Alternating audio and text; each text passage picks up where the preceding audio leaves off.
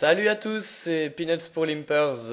On est sur une partie de Cash Game Live qui va se dérouler sur deux sessions d'environ, deux vidéos sessions d'environ 40 minutes. L'une histoire de ne pas faire trop long et de pas perdre le fil. Euh, Écoutez, là on est en plein début d'action avec un valet 10, évidemment je vais coucher. Je fais deux tables, euh, comme, euh, comme à l'accoutumée, en tout cas sur Winamax. Parfois je peux faire trois tables, mais je pense qu'ici, si on fait plus de deux tables, ça va, en 5 max, ça va vraiment être un petit peu trop rapide. Et j'ai envie évidemment d'éviter de devoir bâcler l'explication. Donc voilà, si jamais je vois vraiment que c'est trop lent, éventuellement rajouter une troisième table. Mais bon, visuellement déjà ça va pas être top. Et en plus ça va vraiment être difficile de bien commenter. Donc on va faire comme ça. Et si jamais il y a un coup intéressant, même prendre le temps de éventuellement même sit out pour le commenter ou le revoir en fin de session surtout. Donc ici on est en NL10 évidemment. Là je vais faire un 3 bet light avec As-4. Pourquoi un 3 bet light? Parce que j'ai un As en bloqueur. Et parce que évidemment c'est jamais un call, en standard c'est un fold, mais ça peut être un bon spot de 3 bet light ici. Je connais pas le joueur, donc a priori, j'allais dire il me connaît pas, mais en fait enfin, malheureusement il est possible qu'il me connaisse un peu grâce au pseudo maintenant. Euh, donc voilà, on va voir ce qui se passe. Ici, le joueur a payé assez rapidement pour checker. C'est un flop 1 pour continuation bet assez évident. Ça ne veut pas dire que le continuation bet va passer nécessairement. Ça veut dire que par rapport à son range de call pré-flop, il y a pas mal de mains qui peut coucher. Ça peut être As-Valet, ça peut être Roi-Dame, ça peut être Valet-Dame. À peu près tous les Broadway en réalité, à part Valet 10. Donc bon, là c'est passé très bien. Mais évidemment, ça aurait très bien pu ne pas passer. Essayer de ne pas être résultat oriented. Euh, ici, ça restait quand même un 6 bet automatique. Voilà, le range d'un call, le range d'un joueur qui colle comme ça. Au cutoff, ça va évidemment être des suited connectors. Donc là, malheureusement, s'il a des suited connectors sur 6, 7, 8, ça hit pas mal son range. Mais il paye évidemment pas qu'avec des suited connectors et surtout des Broadway. Donc voilà, les Broadway auraient payé. Puis j'avais quand même une mauvaise gutshot plus une overcard. Donc au cas où je suis payé, j'avais un petit peu d'équité. Ici, on va relancer à 7 suited de UTG. C'est pas nécessairement une relance. Vous pouvez très bien le coucher si vous vous sentez pas à l'aise. Vous pouvez commencer à relancer plutôt que les As-10 suited et plus. Euh, et relancer, ou alors les petits As qui peuvent faire des quintes, c'est-à-dire As-2, As-3, As-4, As-5. Mais As-7, comme on n'a pas de possibilité de quinte, c'est vrai qu'on peut le relancer. On peut folder As-6, As-7, As-8 suited. Bon, ici évidemment un excellent flop. Pas la peine de s'y bet trop cher, à peine plus qu'un demi-pot. J'ai pas forcément envie pour autant que ça passe par ta tapis. Bon, là il lui reste que 2,75. Je vais overbet shove, puis de toute façon, même s'il colle, j'ai une equity monstrueuse. Et j'ai un petit peu plus de fold equity en faisant un shove.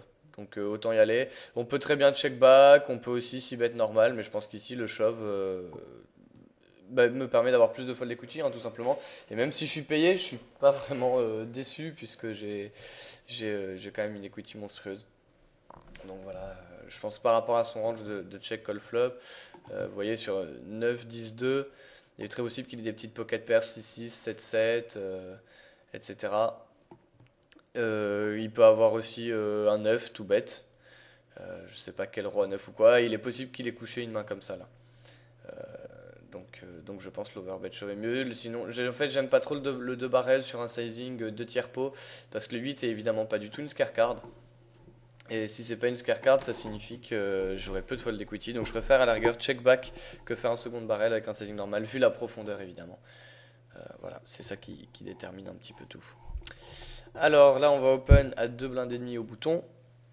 Pas la peine de mettre 3 blindes, ce serait une erreur d'en mettre 4 puisque j'ai pas une bonne main et que ça vaudrait pas le coup. À la rigueur, on peut augmenter son sizing contre des fiches qui ne se rendront pas compte de toute manière de ce changement. Euh, Mais je vais essayer de prendre les sizings standards que je fais à mes limites et faire 2 blindes et demi du bouton quoi qu'il arrive. Voilà.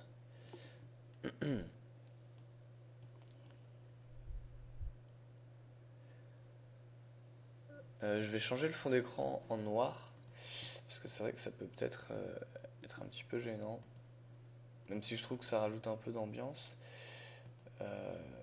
Ça fait peut-être un peu moins sérieux, donc je vais modifier le fond d'écran dès que j'ai un peu de temps. Évidemment, As Dame Under the Gun, c'est une relance plus qu'automatique. Et malheureusement, tout le monde a couché ici. Voilà. Fond d'écran noir classique. Ok, je vérifie juste un truc, excusez-moi.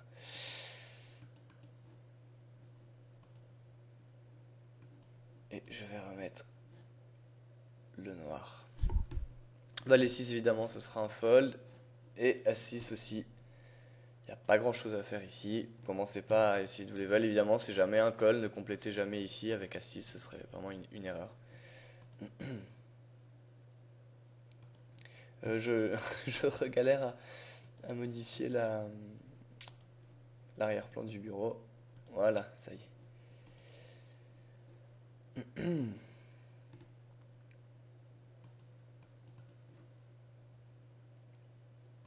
Bon, là, rien de particulier à commenter. Roi 5 au bouton, par contre, excusez-moi, du coup, je regardais pas l'écran. Je vais ouvrir pour la vidéo. Le fold est quand même le standard, c'est un petit peu loose. Roi 5, c'est vraiment une très mauvaise main. Donc, on peut totalement la fold. Et ici, je vais open en small blind avec mon 5-5. Aussi, c'est intéressant, j'ai quand même flopé une gut shot, j'ai une overcard. C'est-à-dire qu'évidemment, un 4 me donne une quinte. Le joueur donc bet un demi-pot. Je pense qu'il a rarement rien du tout. Il a peu d'argent derrière, donc je pense que j'ai pas beaucoup de fold equity, donc je vais abandonner directement. Ma gutshot et mon overcard ne me donnent pas assez d'equity à mon avis pour coller contre son range. Et ici, avec paire de 5, je vais tout simplement checker aussi. Ça peut vous paraître weak peut-être, mais je pense que c'est juste pas du tout un bon flop à 6 bet. Déjà en small blind contre big blind, on a souvent des joueurs qui vont un peu plus nous call, un peu moins nous croire.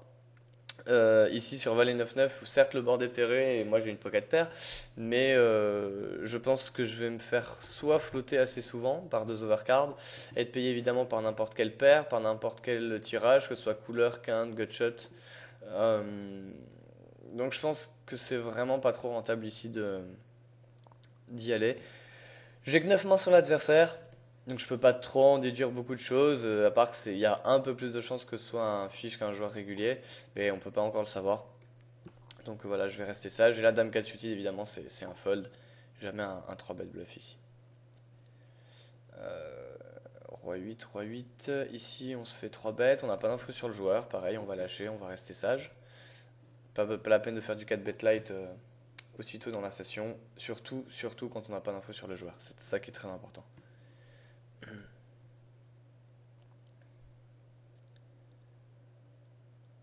Ouais, ça va quand même très vite sur Winamax, sur 2 tables, donc je vais essayer de rester sur les 2 tables, quitte à ce qu'il y ait un petit peu moins d'action, c'est pas grave.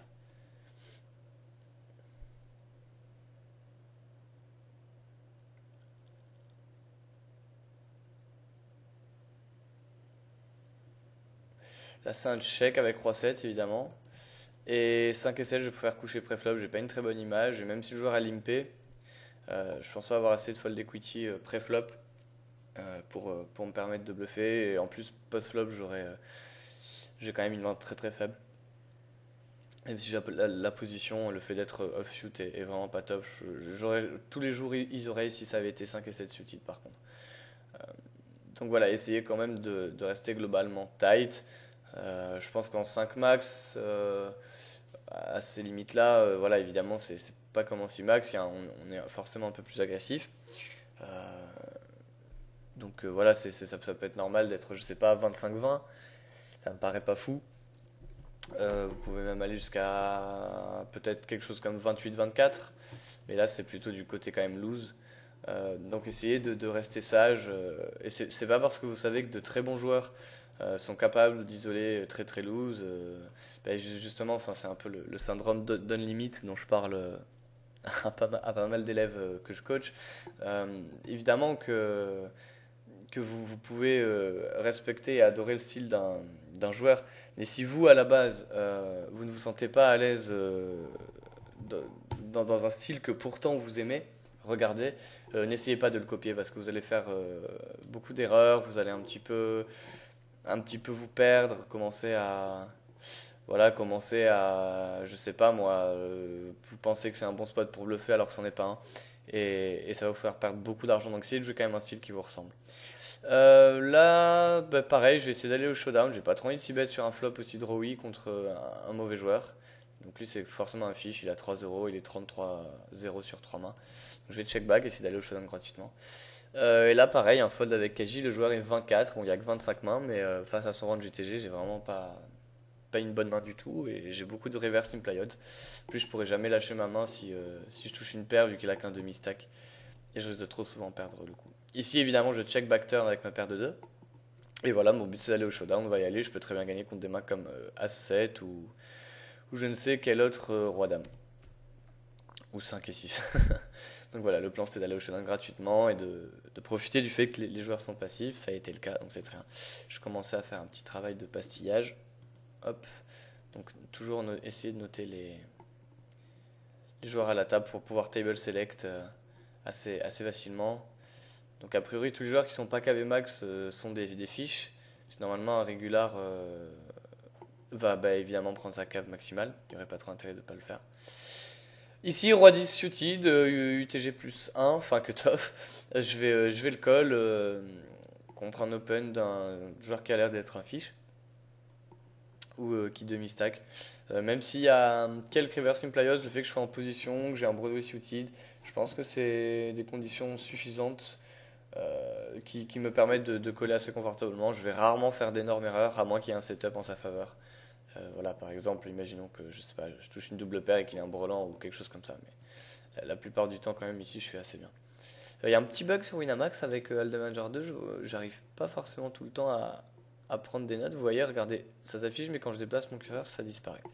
Évidemment, ici, je check back, pas trop d'intérêt de miser. J'ai pas envie de me faire check raise ou j'ai pas forcément envie qu'il fold ses R. Je préfère par exemple qu'il ait une main comme qu'est-ce que j'en sais moi, voilà, 4 et 5 et qu'il touche un 4 ou un 5 turn. Voilà, ici typiquement il peut avoir une main comme As-4 de carreau et d'un coup s'enflammer ou me payer. J'ai pas trop d'intérêt à miser pour value turn, je pense que j'ai pas beaucoup de value et surtout autant je risque de me faire check call par mieux. Même si ce sera rare, il faut pas négliger les fois où ici un joueur peut check call une main très forte en trap, même si évidemment c'est clairement marginal. Alors, qu'est-ce qu'il fait for the king? Paire de 10, c'est un call facile. J'ai rien touché. Et là, ça va être un check fold sur la table de gauche. Bon, ici par contre, il a checké 2 fois. Je vais prendre un peu de value. Je vais mettre 40 centimes, pas besoin de mettre cher. À peine plus que demi-pot. La paire de 10, tout le monde a checké. La doublette du 7 est pas mauvaise pour moi. Je vais prendre un petit peu de value ici. Je pense que personne n'a de valet, sinon il aurait misé. Bon, si quelqu'un a un 7, ça va raiser turn ou river, donc je le saurai assez tôt. Donc je vais miser pareil, un peu plus qu'un demi-pot, j'ai envie de prendre de la value. Et là, contre Folders King, c'est assez close parce que la couleur est tombée. Donc c'est pas sûr qu'il me paye avec moins bien. Maintenant, donc ici pour moi c'est très close entre le check back et le bet. Je vais quand même faire un tout petit bet ici parce que je pense que je peux prendre. Ah, ben ça m'a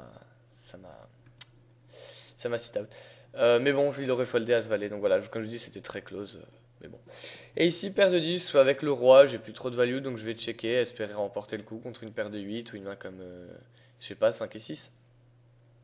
Et évidemment, s'il mise, je pense coucher.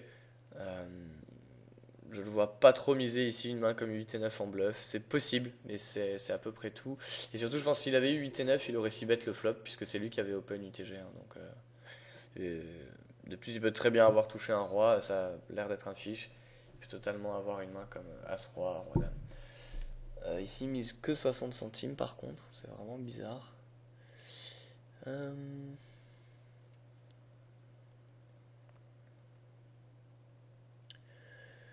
Je pense vraiment pas qu'il soit capable de faire un bluff ici. Donc je pense qu'il value bet et que s'il value bet, il a forcément mieux que paire de 10. Donc je vais coucher, c'est un peu un tight fold. Mais bon, je pense que c'est quand même la meilleure solution. Je vous conseille pas trop de check call dans ces spots juste par frustration. Même si c'était quand même, c'est vrai, relativement close. Il était possible qu'il puisse de temps en temps bluff à peu près n'importe quoi. Mais j'y crois pas trop. Donc j'ai préféré fold. Roi 3, Roi 3 ici je vais checker back, j'ai pas trop envie de faire grossir le pot. Je reste en position avec mon Roi 3, donc autant rester là. As 3 5, là je vais check back évidemment, même si j'ai une low pair c'est toujours ça, j'ai low pair gutshot. Hop. Un open valet 10 standard au bouton. Là notre check back, mon but là c'est d'aller au showdown, gagner avec ma paire de 3. Si l'adversaire fait une petite mise, je vais payer. Bon, je vais check back, je pense gagner le pot, voilà. Valet 10, je fais face à un 3 bet tapis, donc je vais coucher évidemment. Et à ce cas, je vais jamais 3 bet light ni coucher, donc, ni raiser, pardon. Donc je fold en small blind, j'aurais jamais envie de raiser ma crabs. Ici, As Valet au cutoff, c'est un open très standard. Ok.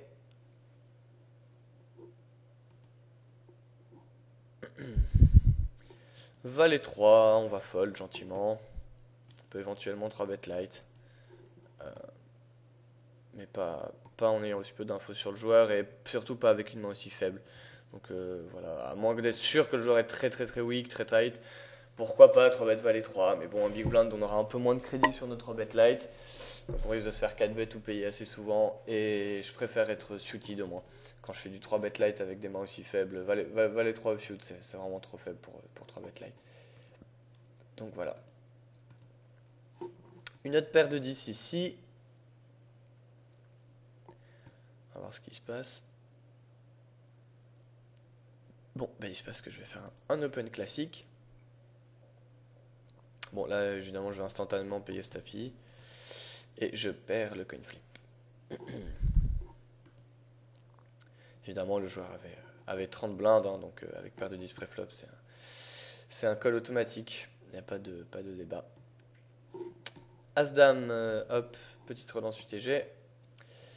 Paire de 9, petite relance au cutoff.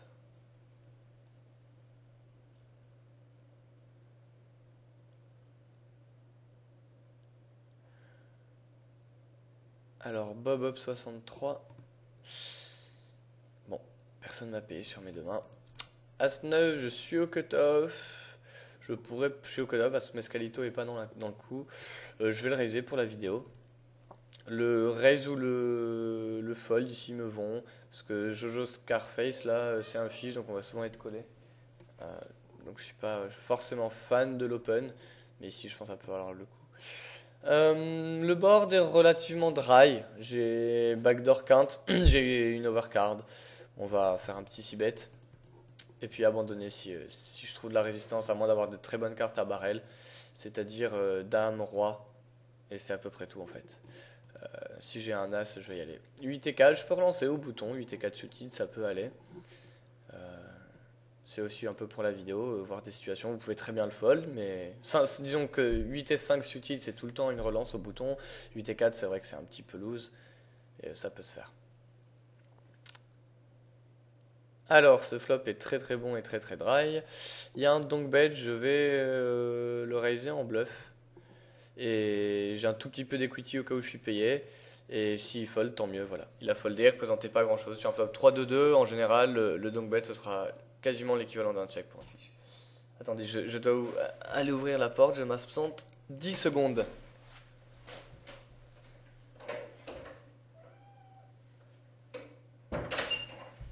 Et me revoilà. Donc, oui, les raises de donk bet, c'est pas quelque chose que je fais très souvent, contrairement à beaucoup de joueurs réguliers qui adorent raiser les donk bet. Moi, je suis pas fan du tout parce que je trouve, enfin, je parle des donk bet des fiches en tout cas. Je trouve que en fait, on est souvent payé et que c'est quelque chose qui est assez frustrant. Et souvent, on se retrouve à vouloir faire, en tout cas moi, hein, je me retrouve souvent à vouloir faire ensuite un bluff un peu stupide, de turn ou river. Donc voilà, je suis pas extrêmement fan des raises bluff de Dongbet. Mais bon, là sur un flop, c'était un flop 3-2-2. Bah, honnêtement, enfin, il représentait pas grand chose, quoi, hein, à moins d'avoir floppé. Il y avait même pas de tirage couleur. Donc voilà, ça représentait vraiment, vraiment deux overcards. En plus, il a évidemment mine Dongbet.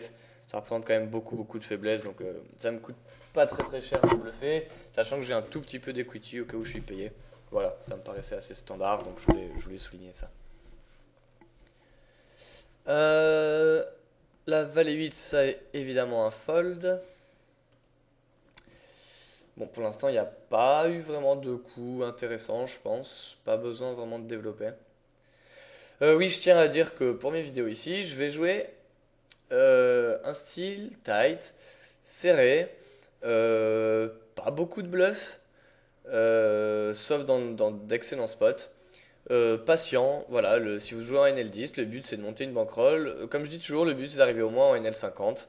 NL100 idéalement, mais déjà NL50 c'est sympa. Vous pouvez commencer à vous faire des bons mois à 2000 € si vous prenez, voilà, disons un bon mois, c'est un mois où on gagne bon aller plutôt raisonnablement 30 buy-in. Bon, 40 c'est encore mieux, mais 30 buy-in c'est bien. Bah voilà, 30 buy-in de NL50 ça fait 1500 € et c'est quand même bien sympa. Donc je pense que c'est la première limite qu'on rêve un peu d'atteindre quand on commence le poker.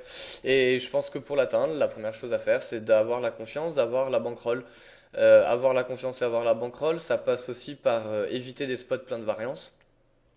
Ça passe par aussi savoir et comprendre ce qu'on fait, comme je disais dans ma vidéo Where's My Edge dans la troisième partie.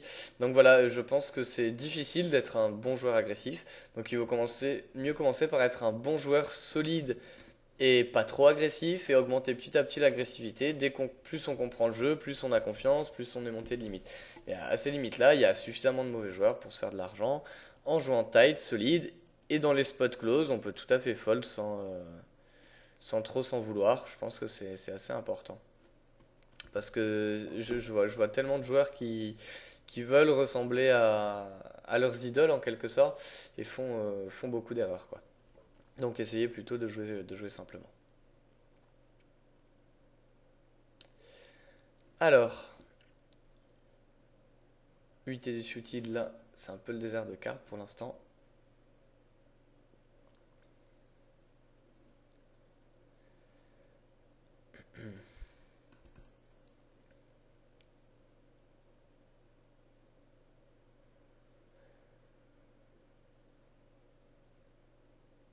Bon, rien à commenter de particulier.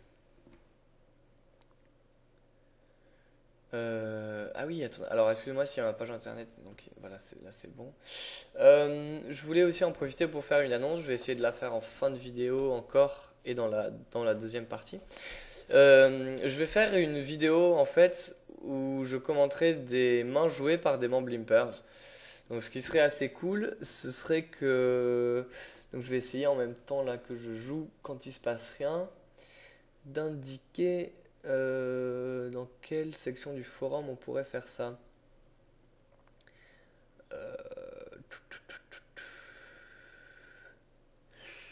Alors attendez, la paire de 5. Alors paire de 5 c'est un fold ici contre UTG. Ça peut être tentant de payer tout le temps les brelans de toutes les positions, mais contre UTG, contre un joueur un peu tight, non, finalement, c'est un peu jeter l'argent par la fenêtre parce qu'on va souvent devoir check fold au flop ou check call au flop et check fold turn. Donc au final, on va plus s'y perdre et quand on touche le brelan, c'est pas dit du tout qu'on rentabilise. Si ça part à tapis, autant on sera contre brelan supérieur qu'un tout couleur. Donc ça vaut vraiment pas le coup en hors de position de payer parce qu'on n'aura pas assez de showdown gratuit en fait, c'est ça le problème.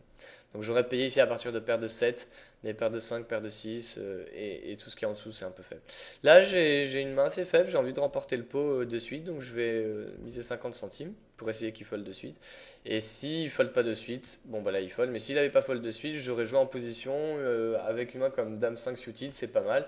Je représente pas mal de force aussi, donc j'aurais pu prendre le pot et le bluffer assez facilement je pense. Euh,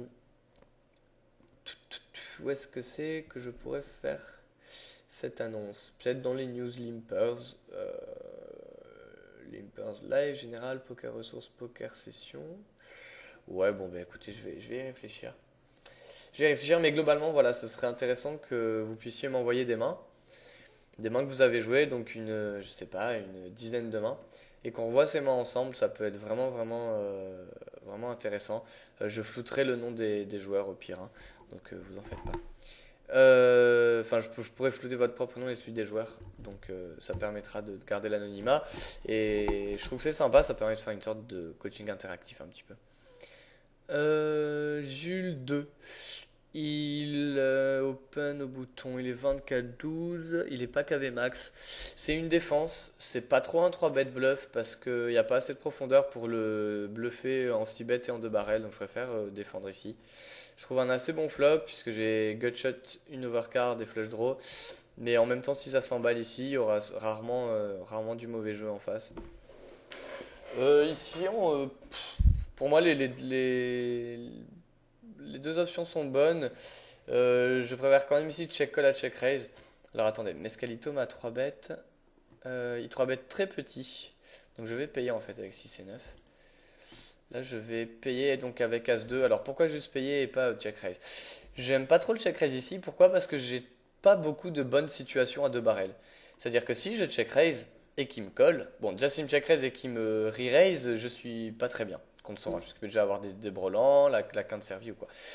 L'autre problème, c'est que si je checkerais, j'aurais pas de bonne carte à 2 barrel turn, parce qu'il y a très peu de scare card. Alors ici, ben, j'ai décidé de check call, c'était mieux. Ici, j'ai trouvé une paire avec 6 et 9, je vais payer, puisque j'ai aussi une backdoor flush et je peux faire double paire éventuellement, ou trips. Bon, bah alors là, je suis max, et je me fais raiser, donc il doit avoir une couleur moins bien, donc je vais faire tapis. Je time un peu pour essayer de lui faire croire que j'ai rien. Alors Mescalito, donc Mescalito nous a 3 bêtes. Il a 3 bêtes petits, j'ai collé. Il a 6 bêtes sur un flop qui touche beaucoup mon range a priori, j'ai collé. Et ici, il hésite apparemment à 2 barrels, donc oui, voilà, évidemment, il avait la flush en dessous avec 6 et 3 de carreau. Là, je vais folder sur son 2 barrels. Je pense que c'est pas une très bonne situation à 2 barrels pour lui. Donc, ça me paraît un peu mieux de. Ici, paire de 4, je vais fold. Ça pourrait être un 3 bet bluff, mais mais ça me paraît pas être la bonne situation contre ce joueur qui a 0% de fold tout 3 bêtes pour l'instant, même s'il y a que 55 mains. Donc je vais folder mon 6 et 9. Je pense que quand il débarre ici, il a au minimum As-Roi. Rappelons le flop. Voilà, hop. Le flop, c'est Dame 10, 9. Quand lui me 3 bet light, je pense que il a souvent des. Enfin, il peut me 3 bet soit pour value avec des mains très fortes, les premiums, donc As-Roi, Paire d'As, Paire de Roi, etc. Il peut soit me 3 bet pour sin value avec des mains comme Roi-Dame, Roi-Valet, éventuellement Valet 10 suited peut-être, As-Valet, etc. Soit des bluffs complets. Mais le truc ici, c'est que je bats que des bluffs complets parce que même ces mains de sin value comme Roi-Dame ou quoi, il est devant. Et même si je peux être quelques fois devant comme des mains comme je sais pas, As-Valet, As-Valet, Roi-Valet non, évidemment. Bref, enfin, justement, il y a très peu de mains contre lesquelles je suis devant au turn quand il de barrel. Donc pour moi, ça reste un fold. Évidemment, l'idée ici quand je payais au flop, c'était qu'il arrête son agression au cas où il était light et que je puisse check back, aller au showdown ou éventuellement chatter. L'idée c'est il a 3 bêtes tellement pas cher hors de position que moi ça me laissait une très bonne cote, soit 60 centimes pour aller voir un flop. 9 et 6 suited, c'est une main sur laquelle il me mettra pas trop pour faire des doubles paires, des quintes. Je peux avoir pas mal de gutshot avec cette main aussi, excusez-moi. Je bouge un peu les tables, l'affichage avait un peu planté. Donc ici j'ai roi dame, ça c'est génial. Hop, on va raiser à 40 centimes. 50 même, j'aurais pu faire. Et puis là je vais faire un 6 bet assez standard. Le pot est un petit peu dry quand même, même s'il y a un tirage couleur, quelques tirages quinte gutshot. Il y a plein de mains style 2 overcards qui n'ont pas touché, donc ça reste un bon flop.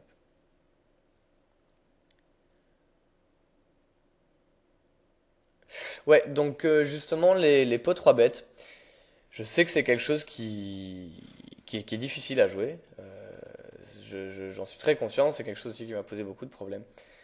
Et beaucoup d'élèves me demandent ça, me demandent des conseils sur les pots 3 bêtes. Ce que je vous conseille, c'est peut-être pas de faire ce que j'ai fait là, paye avec 6 et 9 suited en position. Justement parce que vous allez peut-être être tenté de faire beaucoup d'erreurs post-flop. Soit des bluffs que vous maîtrisez pas trop, soit des calls qui sont un petit peu trop loose. Donc c'est peut-être pas une bonne idée. À la rigueur, vous valez peut-être mieux 4 bêtes. D'ailleurs ici je vais faire un petit 4 bêtes. Je m'attends pas spécialement à ce que ça passe, mais c'est important pour l'image. Euh, hop, on va mettre 22 blindes. Bon, évidemment, là, le timing est pas top parce que j'ai timé avant de faire mon 4 bet bluff. Mais bon, c'est pas bien grave. C'est plus pour l'idée, vous montez le genre de situation. Là, le joueur est 13-13, il a 9% de 3 bet sur 33 mains. C'est, je crois, la première ou deuxième fois qu'il me 3 bet, je sais plus. Mais c'est pour lui montrer que je me laisse pas faire. Bon, ici, bah, ça se trouve, enfin, à mon avis, même, il a une très bonne main, puisqu'en plus, il va même pas à tapis, il 5 bet petit, donc c'est souvent le signe d'une très bonne main. Il peut être en bluff, mais je pense pas forcément. Le 4 bet light aussi. C'est pour ça que d'ailleurs on demande beaucoup de questions sur les pots 3 bet, 4 bet. C'est que c'est des coups qui amènent en fait beaucoup de variance, quoi. Si vous voulez vous défendre face aux 3 bêtes, de toute façon il y a deux solutions. C'est call plus light et 4 bêtes plus light. Et c'est évidemment des moves qui auront beaucoup de variance. Je vais essayer de vous expliquer pourquoi. Imaginons que vous êtes face à un joueur qui 3 bet voilà, 7%, on va dire. Donc vous savez que c'est un joueur qui 3 bet light quand même. Ok. Donc on va essayer de mettre là. Et les statistiques de Winamax, c'est pas très pratique. On va revenir sur ça un petit peu après. Ici, c'est un flop décent à 6 bêtes. Pas de problème. Assez dry, j'ai 2 overcards si je suis payé. Bon, là j'ai une main pourrie, je vais essayer de faire mon petit poker stop. Imaginez quelqu'un 3 bêtes 6% des mains. Enfin, 3 bêtes. Ouais, c'est plutôt, on va partir sur 8. Si un joueur 3 bet 8% des mains, ça veut pas dire qu'il 3 bet forcément tous range. Ça veut dire qu'il va 3 bet. Là, je vais check. Ma gut shot. Il a insta check. Je vais encore check, c'est pas grave. Là, il a insta check. Je vais faire un petit overbet bluff. Je vais mettre x3 pots. J'ai pas envie de me faire payer par roi high non plus. Donc voilà. Insta fold, c'est très bien. Donc, un joueur qui 3 bet 8%, il va plutôt 3 bet non pas 8% de toutes ses mains, comme ça, mais il va plutôt 3 bêtes, on va dire, plein de mains très très fortes. Donc par exemple, voilà, 4% de mains comme ça. 5, ouais, bah attends, là 5% c'est trop. Hop, hop, hop, hop, hop, et hop. Et hop, voilà. Il va 3 bêtes environ 5% de mains comme ça. Et il va 3 bêtes aussi des mains complètement pourries. Voilà, donc je vais mettre quelques 3 bêtes light. Tac, tac, tac, tac, tac, tac, tac. Voilà, donc là on a un joueur qui 3 bet 8%. Donc si vous voulez contrer un joueur qui 3 bet trop light, vous le savez, il faut donc 4 bet light, 4 bet plus light évidemment en bluff comme je l'ai fait et c'est pas passé. Et aussi apprendre à coller plus light. Le problème, c'est que vous aurez beau 4 bet light, il y a quand même pas mal, presque une fois sur deux, le joueur aura une meilleure main et il va push. Et si vous payez, et ben si le joueur est sur le top de son range et qui touche, ce sera sûr pour vous de gagner le pot quoi qu'il arrive. Ici, par contre, je vais défendre 8 et 5. Là, c'est vraiment trop faible, cette blinde et demi hors de position, je suis obligé de payer. Donc voilà, l'idée c'est que ça rajoute beaucoup beaucoup de variance de défendre les trades. Donc si au cas où vous vous sentez vraiment pas à l'aise, et ben au pire vous pouvez être un peu weak, c'est pas grave. Donc là il y a un 6 bet un demi pot, donc évidemment c'est un call automatique, j'ai backdoor flush, backdoor quinte, mid pair. Donc ça me va. Là une très bonne carte pour moi puisque ça me donne le flush draw.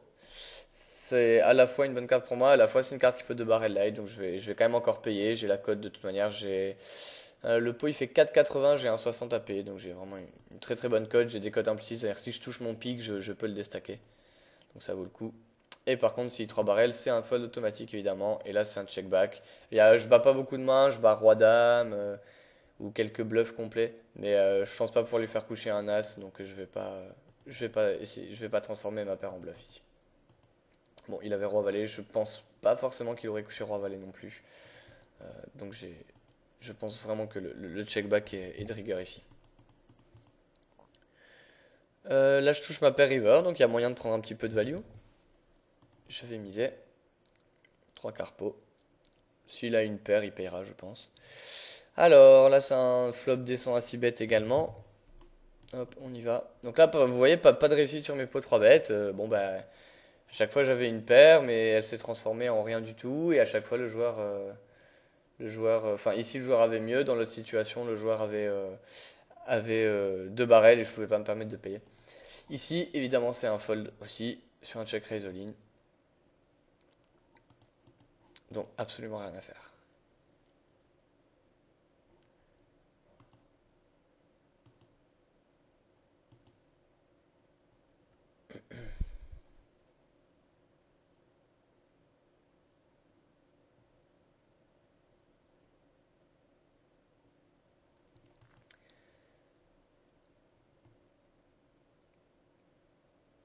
Oui, autre chose, c'est à quoi je pensais. C'est justement l'avantage aussi de payer des 3 bêtes qui sont très faibles comme ça. Donc voilà, on va remettre la main.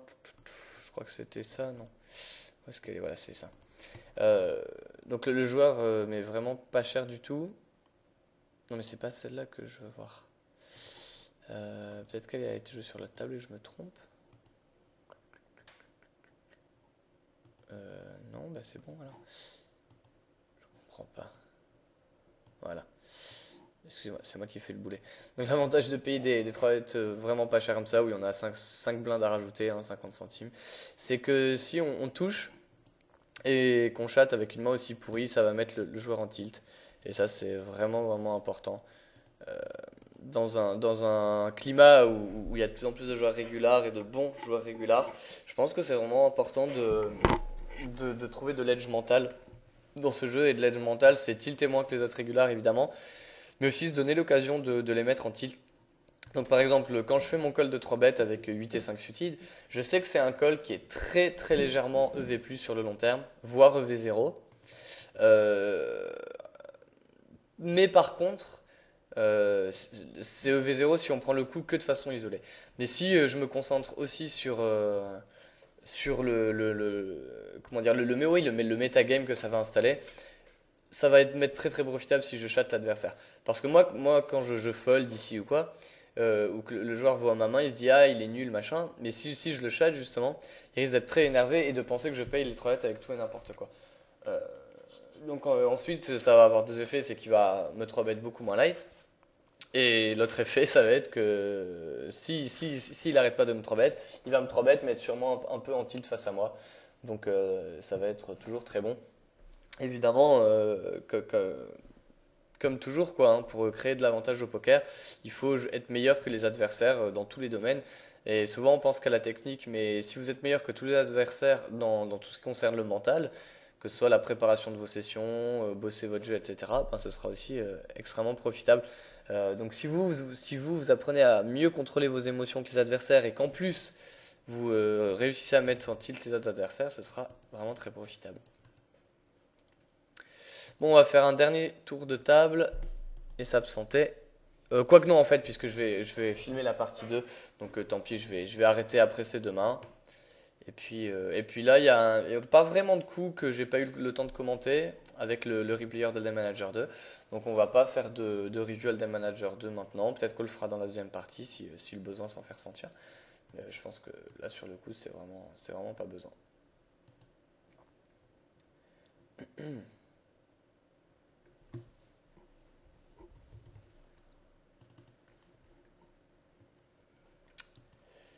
Alors, voilà, c'est un fold et ça suffit. Écoutez, je vous dis à bientôt tout le monde pour la deuxième partie.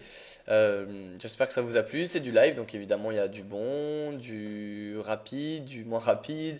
Des fois les sessions sont plus ou moins intéressantes. Mais là je trouve voilà, ça donne un bon aperçu, un bon florilège. Alors là évidemment ça s'est pas spécialement bien passé. Là en l'occurrence je suis down de 3 euros, donc ça fait 30 blindes. Bon, c'est juste dû aux deux pots 3 bêtes que j'ai pas pu gagner.